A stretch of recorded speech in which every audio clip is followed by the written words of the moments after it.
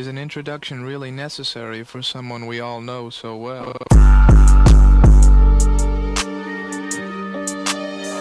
Basso.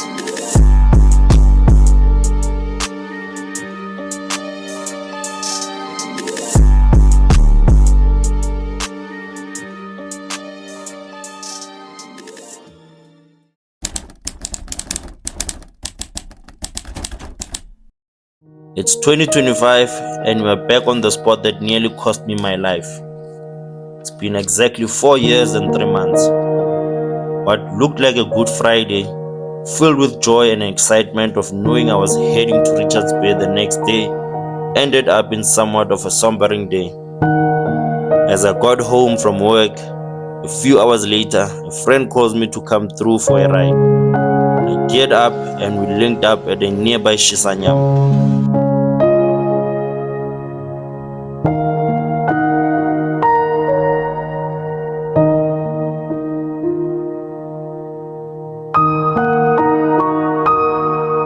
Fast forward, we are on our way back home, and this spot right here was my last memorable destination. I was coming from that direction, heading up the bend when I leaned too much, using the wrong technique. I saw how sharp the bend was, and so I panicked, closed my throttle, lost traction, went down and slid right into the guardrails. With pain running through my body, unresponsive for a moment, blood running through my mouth, my femur bone shattered, I was in excruciating pain.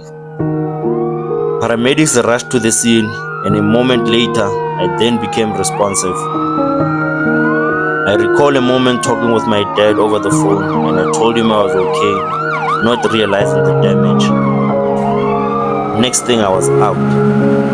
Morphine after morphine. Paramedics rushed me to a nearby clinic, ran through a CTI scan, and it was discovered that I had broken my left arm, broken 5 ribs, 3 on the left, 2 on the right, broke my right arm, tore my radial nerve, which meant I had no movement on my hand. I had shattered my femur bone and dislocated my shoulders. The same night I was transferred to Netcare Alberton, where I was still passed out. Upon my arrival, I was rushed to ICU. A number of surgeries took place, and days later, I was finally out.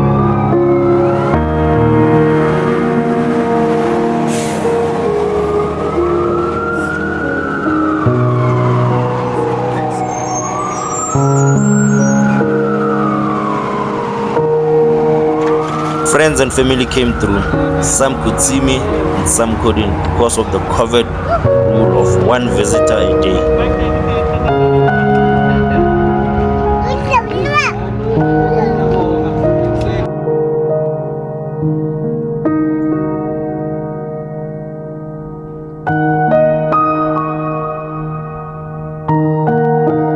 Video calls came through and that cheered me up. A month later, I was out of ICU. My right arm was still non-responsive, and I then had to prepare myself for my second surgery. Frustration from my arm started creeping in because my hand or arm was still not responsive after my second surgery. I then started learning how to ride with my left hand, which was difficult. Physio came to me on a daily basis and my movement became better. I started getting up with no help. Just on that one morning, things took a slight turn.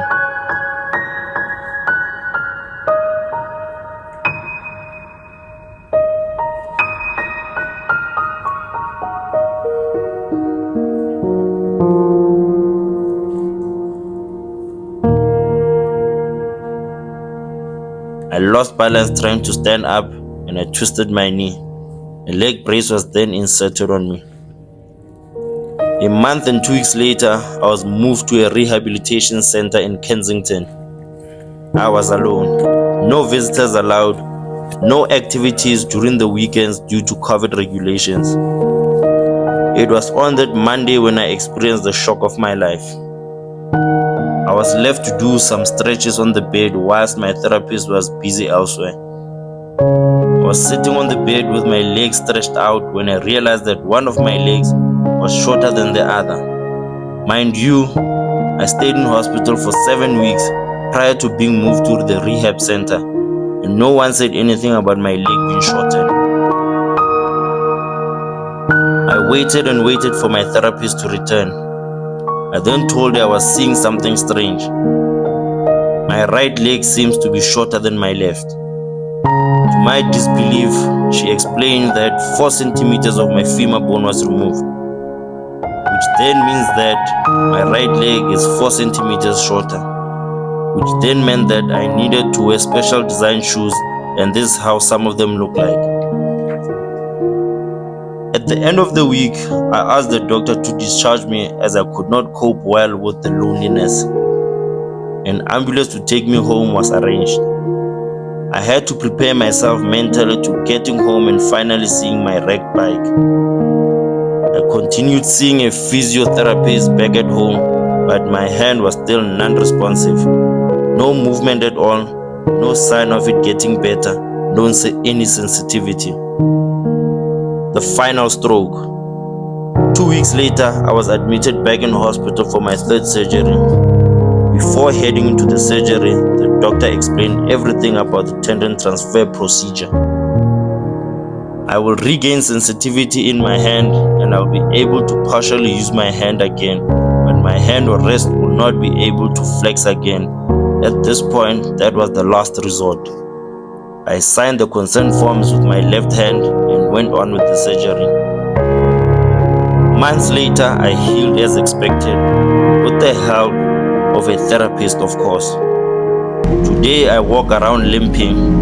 I walk around with battle scars because of amateur riding, trying new things on the wrong environment. I've felt the pain of laying in hospital bed for months. I've seen family members and friends shedding tears. And to anyone who wants to enhance their skills or try new tricks, please keep it at a controlled environment. But for now, let me recorrect what I failed to do.